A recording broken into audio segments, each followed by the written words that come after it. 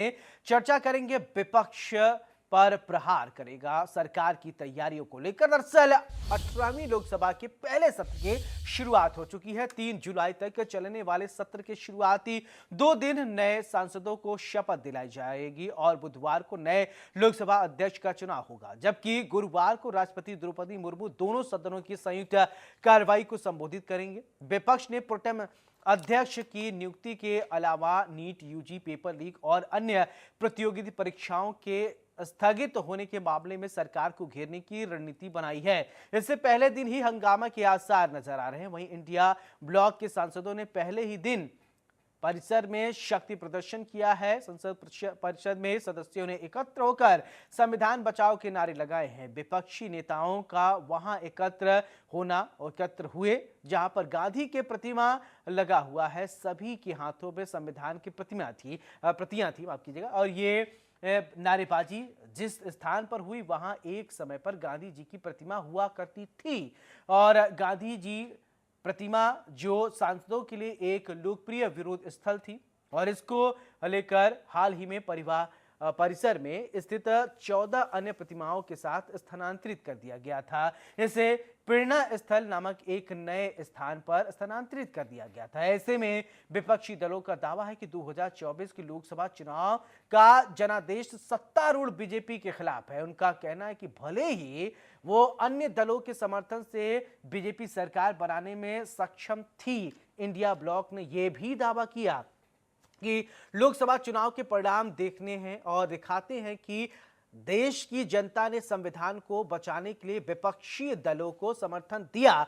तो कुल मिलाकर इसी मुद्दे पर बड़ी बहस में चर्चा करेंगे, लेकिन एक खास पैनल के साथ। अब ऐसे में कि अब देखना यह होगा कि क्या ये संसद चलने दिया जाएगा। चलिए कुछ बयान आपको सुनवाते हैं। चुनाव इसलिए भी बहुत महत्वपूर्ण बन गया है कि आजादी के बाद दूसरी बार किसी सरकार को लगातार तीसरी बार सेवा करने के लिए देश की जनता ने अवसर दिया है और यह अवसर 60 साल के बाद आया है। ये अपने आप में बहुत बड़ी गौरवपूर्ण घटना है। साथियों, जब देश की जनता ने तीसरे कार्यकाल के लिए भी एक सरकार को पसंद किया है, मतलब उसकी नीयत पर मोहर लगाई है। क्योंकि देखिए, जो आक्रमण प्रधानमंत्री जी अमित शाह जी कॉन्स्टिट्यूशन पर, संविधान पे कर रहे हैं, वो हमारे लिए एक्सेप्टेबल नहीं है। वो हम होने नहीं देंगे। इसीलिए हमने कॉन्स्टिट्यूशन ओथ लेते हुए हमने कॉन्स्टिट्यूशन पकड़ा था।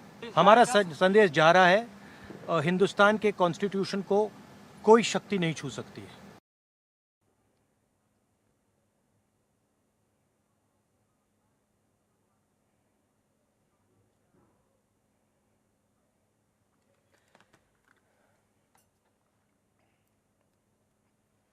तो हमारे साथ एक खास पैनल जुड़ रहा है। सबसे पहले परिचय और फिर इसके बाद चर्चा की शुरुआत करते हैं। हमारे साथ अशोक तिवारी जी हैं, समाजवादी पार्टी से, बहुत बहुत स्वागत है।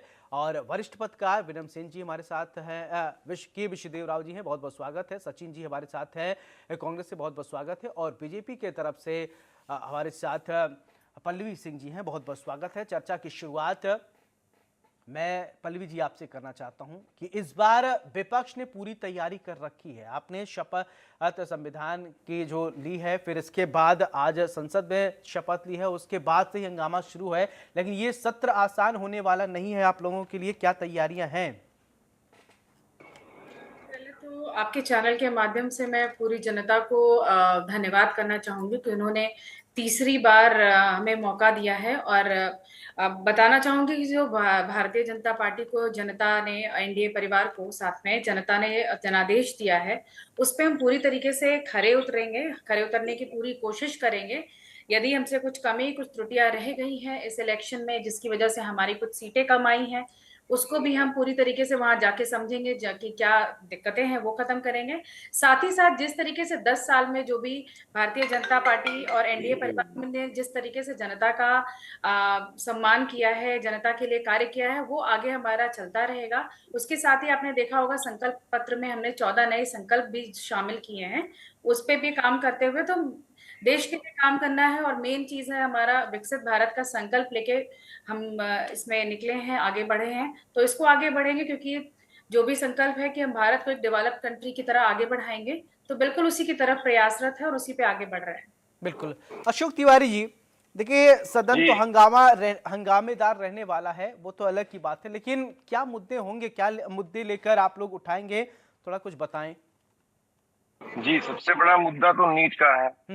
एनटीए की जिस तरह से असफलता हुई है, एनटीए जिस तरह से नाकामयाब हुआ है, और एनटीए में जिस तरह से घोटाला हुआ है, जिस तरह से लेन देन हुआ है, ऐसा लगता है, तो उस मुद्दे को जनता के लिए उठाएंगे, युवाओं के लिए। युवा आज इतना आक्रोशित है, युवा आज इतना तार तार हो गया है देश का कि वो समझ नहीं पा रहा है कि सरकार उसके लिए है, किसके लिए है।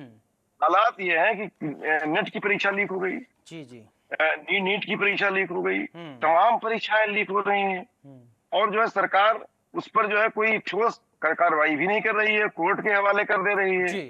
छात्रों को कोर्ट जाना पड़ रहा है, छात्रों का साथ कोई भी अच्छे तरह से उनको सुना नहीं जा रहा है, उनकी बात सुनी नहीं जा रही है। तो काउंसलिंग भी करा दी गई।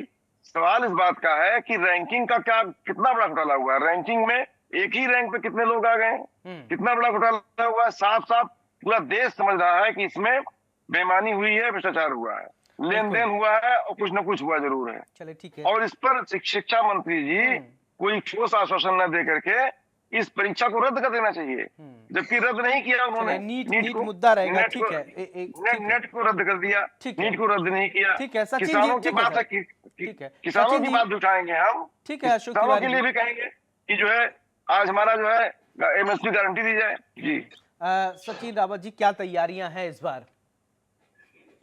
देखिए, हम लोग पूर्णतः सड़क पर भी संघर्ष कर रहे हैं और सदन में भी पूर्णतः बात रखेंगे। जिस तरह से आपने देखा होगा कि मोदी सरकार के 10 साल के रिज्यूम में जो बढ़ती बेरोजगारी जो 45 साल में सबसे ज्यादा हुई है, उसके बाद सरकार बनने के ठीक बाद आपने देखा कि नीट और नेट, पहले नीट में जो गड़बड़ियां सामने आई, उसके बाद नेट का पर्चा लीक हो जाता है और उसका नेक्सस जो है गुजरात की कंपनी से जोड़ा जाता है। तो मैं कहना चाहता हूं कि ये गुजराती जो तंत्र है, ये कब तक देश पर हावी रहेगा।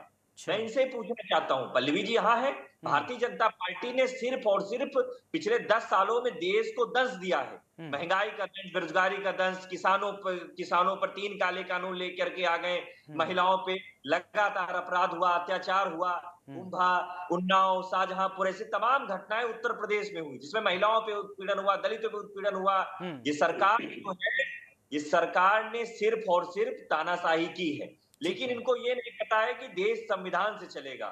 देश में संविधान जिंदा है। आज जब प्रधानमंत्री जी शपथ ले रहे थे, उनकी बॉडी लैंग्वेज बता रही थी कि वो बैसाखी की सरकार क्या होती है। और मैं एक बात कह सकता हूं कि जब धर्मेंद्र प्रधान जो शिक्षा मंत्री के रूप में शपथ ले रहे थे, मैं तो ये पूछना चाहता हूं कि उससे पहले ही पर्चे लीक हो जाते हैं, नेट का पर्चा लीक हो जाता है। किस मुंह से आप शपथ लेते हैं? जब आप इस्तीफा देने की बारी में आप शपथ लेते हैं। आखिर इस तरह का दोहरा रवैया अपना करके हमारे देश के युवाओं के साथ आप मजाक क्यों कर रहे थे? उनके भविष्य के साथ आप चलिए ठीक है, बहुत सारे अभी और आरोप लगेंगे। ठीक है, विश्वदेव राव साहब, मेरा सवाल आप देखिए आपसे कि अभी छोटा सा अभी हमने डिस्कशन शुरू किया तो माहौल आपको समझ गए होंगे कि इस बार माहौल जो है आसान रहने वाला नहीं है।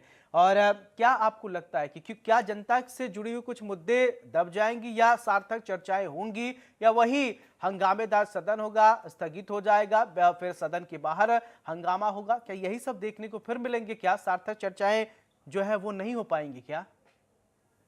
सौरभ भाई, सार्थक चर्चा तो कई वर्षों से नहीं देखी गई है संसद में। ये बड़ा दुख का कारण है, बड़ी पीड़ा होती है हम लोगों को, खास तौर पे हम पत्रकारों को, कि कवरेज करने जब जाते हैं तो कुछ दिखता ही नहीं है, या तो स्थगित हो जाता है या हल्ला गुल्ला शोरगुल होने लगता है। आज का ही माहौल देख लीजिए। आज जब शपथ ले रहे थे, तो उस समय शपथ लेते समय नीट और ये सब बातें कही जा रही थी, जब धर्मेंद्र प्रधान लेने जा रहे थे। ठीक है, विरोध करना और प्रदर्शन करना अच्छी बात है, लेकिन एक शपथ लेने का एक प्रोटोकॉल संहिता होता है। होती है, प्रोटोकॉल होती है और सदन की गरिमा होती है। प्रधानमंत्री नरेंद्र मोदी जब शपथ ले रहे हैं तो राहुल गांधी जी उनको कॉन्स्टिट्यूशन कॉपी दिखा रहे हैं। ठीक है, मैं समझता हूँ विरोध करना अच्छी बात है, विरोध करना भी चाहिए, लेकिन एक सदन की गरिमा को बना के रखना चाहिए, पहली चीज। उसके अलावा ये अभी कई मुद्दे सामने आएंगे सौरभ भाई। पहला मुद्दा, ये सब मुद्दे तो जब चर्चा में आएंगे तब आएंगे। सदन जब चालू होगा, राष्ट्रपति का अभिभाषण होगा पहले दिन, तो उस दिन उसके पहले डिप्टी स्पीकर का अपॉइंटमेंट होगा, स्पीकर का चुनाव होगा। उसमें भी कई विरोधाभासी चीजें होंगी। सदन की एक गरिमा है कि ये कहा जाता है जो लगातार ये शब्द ध्यान रखिएगा, जो लगातार सबसे ज्यादा बार सांसद बना है उसको बनाने की चीज होती है। अब आने वाले समय में देखना पड़ेगा कौन सीनियर मोस्ट है और किसका चुनाव होता है, और चुनाव होता है तो ये भी देखने को मिल जाएगा कि कौन, मतलब हम ये कहें कि 543 सदस्यों के हाथ में 140 करोड़ जनता की जिम्मेदारी होती है। क्या ये लोग मिलजुल कर 140 करोड़ जनता के बारे में सोचेंगे या नहीं, ये अहम सवाल हो जाता है। चलिए पल्लवी जी, मैं आपसे ये जानना चाहता हूं कि क्या हंगामा तो होने वाला है, क्या आपको लगता है कि सार्थक चर्चा हो पाएगी? देखिए, विपक्ष बिल्कुल कोशिश कर रहा है कि सार्थक चर्चा ना हो। आप खुद ही देखेंगे वो शोरगुल करके कई बार, ऐसा पिछले 10 सालों में भी आपने देखा होगा, सदन भंग कर हो जाना, सदन में हंगामा करना, इससे तो कोई फायदा होना नहीं है। यदि आप सच में सीरियसली किसी बात को रखना चाह रहे हैं तो एक अच्छे विपक्ष की तरह, एक मजबूत विपक्ष की तरह रावत जी, मैं आपके पास आ रहा हूँ, आप ही के पास आऊंगा जी। जी, इसको आप रखें। और आप संविधान की कॉपी, संविधान बदलने की यदि बात की जाए तो कांग्रेस पार्टी ने सबसे ज्यादा संविधान बदला है, तो आप क्यों दिखा रहे हैं संविधान की पार्टी, संविधान की यदि प्रति लेके चल रहे हैं आप, कॉपी लेके दिखा रहे हैं, तो भारतीय जनता पार्टी कोई संविधान नहीं बदलने जा रही। संविधान के हिसाब से ही देश चल रहा है और उसी हिसाब से देश चलेगा। और रही बात नीट की, नीट मामले पे जांच चल रही है, और बताना चाहूंगी पहले के समय पे भी पर्चे लीक होते थे। ऐसे बच्चे होते थे जो पास हो जाते थे, जो इस लायक भी नहीं होते थे कि वो जाके डॉक्टर बने, इंजीनियर बने। ये मैं बहुत पहले समय की बात कर रही हूँ। अभी क्या, कम से कम इस सरकार में ये चीजें क्लियर हो रही, पर्चा जो है कि लीक हो रहा है और उसको पकड़ के कम से कम कार्रवाई तो ठीक है। सचिन जी, आप काफी देर से मुस्कुरा रहे थे, शायद मुस्कुराने वाली ऐसी कोई बात हो नहीं रही थी, क्या आपको लग रहा है मुस्कुराहट की वजह क्या है? देखिए, त्रिपाठी जी, प्रधानमंत्री जी ने खुद कहा है कि उनको लोकतंत्र से नहीं मतलब है, लेकिन उनको कब कहा था? मैं ये पूछना चाहता हूं कि पिछले 10 सालों में जब सदन में सार्थक चर्चा नहीं, मैं ये जानना चाहता हूँ प्रधानमंत्री ने कब कहा था कि लोकतंत्र से उनसे मतलब नहीं है? ये बताइए। नहीं, मैं ये जानना चाहता हूँ सचिन जी, मैं नहीं सुना था, मैं चाहता हूँ सुन लूं। ऑन रिकॉर्ड है कहीं, ये कहीं कहा था प्रधानमंत्री मुझे लोकतंत्र से मतलब नहीं है? जिम्मेदारी से बोलिएगा, कब कहा था? लोकतंत्र को लोकतंत्र बता दिया। इनके तमाम नेता कह रहे हैं कि हमको 400 सीटें जिता दीजिए, हम संविधान बदल दें। तो ये सब मजाक नहीं चलेगा। कब कहा था संविधान बदलेंगे? एक बात कह सकता हूँ त्रिपाठी जी, मेरी 30 सेकंड में बात आ जाएगी। 30 सेकंड में बात आ जाएगी। देखिए, पिछले 10 सालों में जब मणिपुर पे चर्चा होनी थी, मणिपुर नहीं, अभी वो विषय अलग है। आप कह रहे संविधान बदलने की बात करें, मैं जानना चाहता हूँ प्रधानमंत्री ने कब कहा था 400 आने के बाद संविधान बदलेंगे, ये बताइए।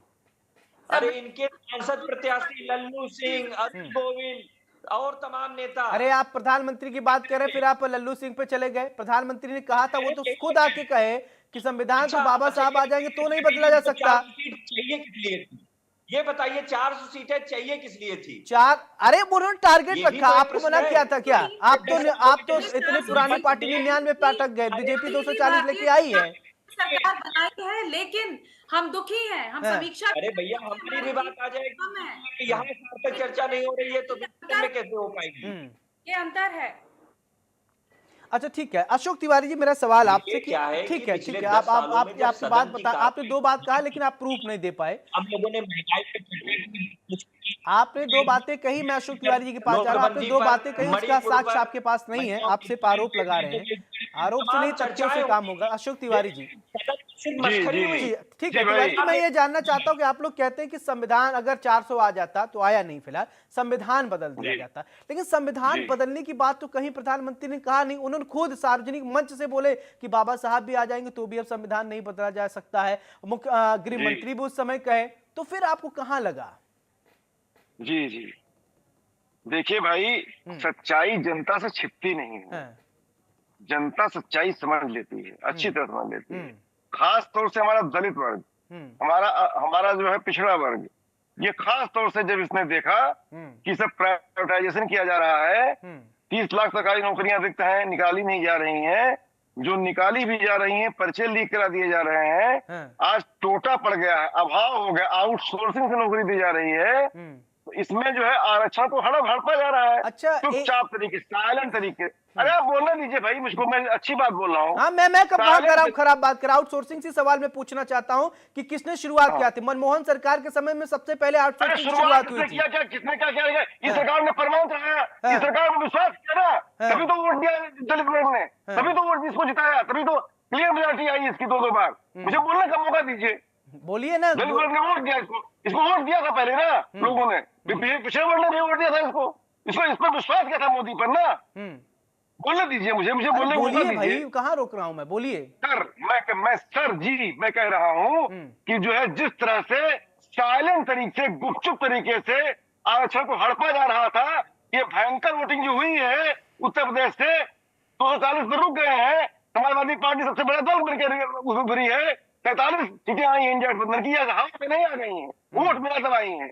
दलित वर्ग ने हमें वोट दिया है, पिछड़े वर्ग ने हमें वोट दिया है, अल्पसंख्यक ने वोट दिया, अगर वर्ग ने भी वोट दिया है हमको, ब्राह्मणों ने वोट दिया, ठाकुरों ने वोट दिया, वैश्य ने वोट दिया, सबने वोट सबने दिया आपको वोट दिया, तो सार्थक चर्चा होनी चाहिए कि नहीं हंगामे में भेंट चढ़ जाए। अशोक तिवारी जी, सबने वोट दिया, विश्वास है आप लोगों पर। भेंट चढ़ने के लिए मैंने आप पर विश्वास वक्तव्य जनता ने किया है, तभी मैंने 37 वक्तव्य सीट उत्तर दिया, प्रदेश में मैंने दिया है वक्तव्य समाजवादी दिया पार्टी है। को। मैंने बोला है कि हंगामे में भेंट चढ़ जाएगा, मैंने बोला कि हंगामे में भेंट चढ़ा देंगे हम इसे से बात करिए तो संभल के बात करिए भाई साहब। हमने ये नहीं बोला है ऐसा बोला ही नहीं हमने कहा नीट पर हम बात करेंगे, हम बात न करें नीट पर क्या? इतने छात्रों का भविष्य अंधकार में जा रहा है, पूरा युवा वर्ग हमारा परेशान है इस समय, आक्रोशित है हमारा इस समय, उसकी बात हम नहीं रखेंगे क्या? हम बराबर रखेंगे। हम एनटीए को हटाने की बात करेंगे, एनटीए को निरस्त किया जाए, एनटीए की सेवाएं खत्म समाप्त की जाए, ये कहेंगे ना हम। पैसा खाया है एनटीए ने, भ्रष्टाचार किया है एनटीए ने। जी ठीक है, एक बात और, ठीक है, अब आप उस समय नाराज हो गए थे, लेकिन अब अगर आप कूल हो तो मैं सवाल पूछूं। तिवारी जी मैं चाहता हूं उसका जवाब दीजिए। तिवारी जी, ठीक है, मैं आप नाराज हुए थे तो मैंने कहा आप बोल लीजिए। अच्छा, आउटसोर्सिंग की शुरुआत कहां से हुई थी? मैं ठीक है, अभी चल रहा है, चलन में है। शुरुआत कहीं से भी हुई हो, जहां से हुई थी उसको हटा दिया था जनता ने बुरी तरह हटा दिया था कांग्रेस को। 14 में मोदी जी को किस लिए लाई थी जनता? ठीक है, सचिन रावत जी, ठीक है, कुछ कहना चाह रहे थे, जल्दी से बोलिए। ठीक, कांग्रेस को हटा दिया था जनता ने, आउटसोर्सिंग की शुरुआत की थी। जी बोलिए जल्दी। देश के युवाओं के और देश के छात्रों के भविष्य के लिए एनटीओ को रद्द करना चाहिए और देश को अग्रसर करने के लिए, देश को आगे बढ़ाने के लिए एनडीए को, अब जो बैसाखी की सरकार चल रही, ये कुछ दिन की सरकार है और राहुल गांधी जी ने स्पष्ट तौर पे कह दिया है कि 15 दिनों का हमारा जो सदन में चर्चा का विषय है उसमें नीट रहेगा, महंगाई रहेगी, बेरोजगारी रहेगी, महिलाओं के सशक्तिकरण की बात रहेगी और जो उसमें आपने देखा होगा किसानों को जो एमएसपी की बात जो सरकार अभी तक नहीं दे पाई है उस पर चर्चा होगी, जो भागीदारी की बात हम लोगों ने न्याय पत्र में की थी उसकी चर्चा होगी, जो लगातार व्यापारी तबका को जीएसटी के साथ सहारे उनको ठगा जा रहा है, चर्चा उसमें होगी। ये सब जो है, ये जितनी चर्चाएं, ये सार्थक चर्चाएं जनता से जुड़े बिल्कुल विपक्ष मजबूत है, इसमें डिनाई नहीं किया जा सकता और ये कहा जा रहा था विपक्ष मजबूत होना चाहिए, लोकतंत्र की खूबसूरती है। राव साहब, मेरा सवाल आपसे कि अभी तक 2 बार आपने देखा विपक्ष कमजोर था, लेकिन अब विपक्ष मजबूत है और जनता भी यही चाहती थी कि विपक्ष मजबूत रहे ताकि बातें मजबूती से रखा जाए सदन के पटल पर। तो आपको लगता है कि अब बातें सही से रखी जाएंगी, जनता की बातें पहुंच पाएंगी? बिल्कुल पहुंचनी तो चाहिए सौरभ भाई। अब इसमें 2 बातें मैं जोड़ देता हूं आपके लिए।